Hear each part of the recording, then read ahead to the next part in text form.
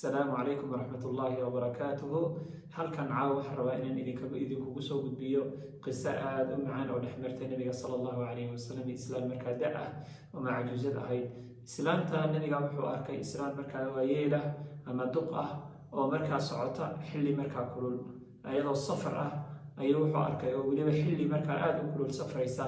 nabiga sala allahu calayhi wasalam wuu u naxariistay dhankeeda u cararay alaabtii ay sidatay buu nabiga wax ka qaaday sala allahu calayhi wasalam.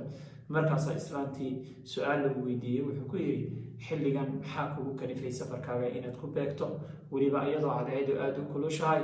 markaasaa islaantii waxay ku jawaabtay, dadkiibaa waxaan ka maqlay nin sixiroolo dadka fidmaynaya magaalada soo galay, magaciisana waxaa la yidhahdaa maxamed, nabigana wuu maqlayaa sala allahu calayhi wasalam. bal dhaqankiisa u fiirsada nabiga sala allahu calayhi wasalam. nabiga sala allahu calayhi wasalam warkii uu ka dhageystay islaantii, wuu la soo qaaday alaabteedii, hadalkii iyo sheekadaydii markaa kama kala jarin, hadalkeedii bay dhammaysatay. nabiga intaa wuu dhegaysanaya sala allahu calayhi wasalam.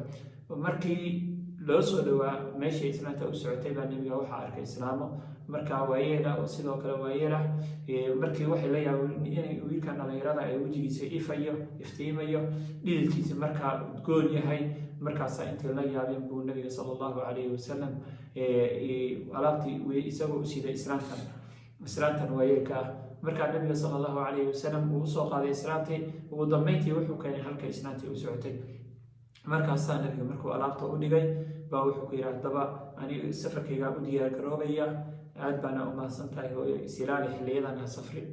markaasaa islaantii mar allaala markuu kasoo dhaqaaqay bay waxay ku tiri, wiilkaygiiyow ii sheeg magacaaga. markaasaa wuxuu ku yidhi, aniga waxaan ahay ninkii aad ka cararaysay, sixiroolihii laguu sheegay dadka ay yidhaahdeen nin sixiroolo diinta dadka ka fidmaynayaa soo baxay, kii la sheegay oo aniga.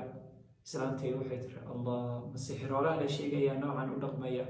ma ninkan aadka u naxariista badan ee markaa aadka u akhlaaqda badan miyaa dee sixiroolo lagu tilmaamay?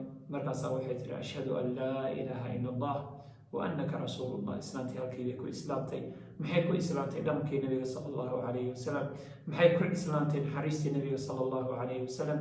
maxay ku islaamtay? islaanta waayeelka ah waxay ku islaamtay ninkan loo sawiray ee dadka ay markaa dacaayadda ay u geliyeen xun magaalada iyo sida xaqiiqada ay tahay inay yihiin wax aada u kala fog. markaasaa islaantii nabiga sala allahu calayhi wasalam barta ayay ku rumaysay. maanta adigana marka walaal waxaa lagaaga baahan yahay, haddaad gabar tahay haddaad wiil tahayba, habdhaqankaaga in lagu islaamo loo baahan yahay.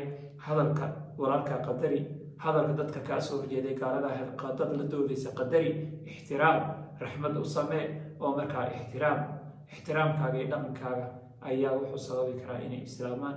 haddaba waxaan usoo geliyey fideogan wuxuu yahay in laga faa'iidaysto oo wax laga barto siduu nabiga sala allahu calayhi wasalam wadooyinkii iyo qaababkii nabiga sala allahu calayhi wasalam uu markaa kula hadli jiray ama uu kula kulmi jiray markaa dadkiisa, iyo sida uu nabiga sala allahu aftahan uu ahaa markaa u qancin jiray oo u naxariiska badnaa ayuu nabiga sala allahu calayhi wasalam dadka baray. haddaba darsigeena waxaan ka faa'iidaysanaynaa in dadka ra'yigooda la qiimeeyo, in dadka afkaartooda iyo aaraa'dooda la ixtiraamo, in markaa lagu ixtiraamo afkaarkooda hadday xun tahay xitaa in la dhegaysto, adiga aada noqoto tusaale wanaagsan, inaad markaa adiga aadan is-ammaanin, inaad laakiin dadku ay kaa arkaan ammaantaada laga arko afcaashaada iyo ficiladaada in laga arka loo baahan. baaraka allahu fiikum, jazaaka allahu khayran, wasalaamu calaykum.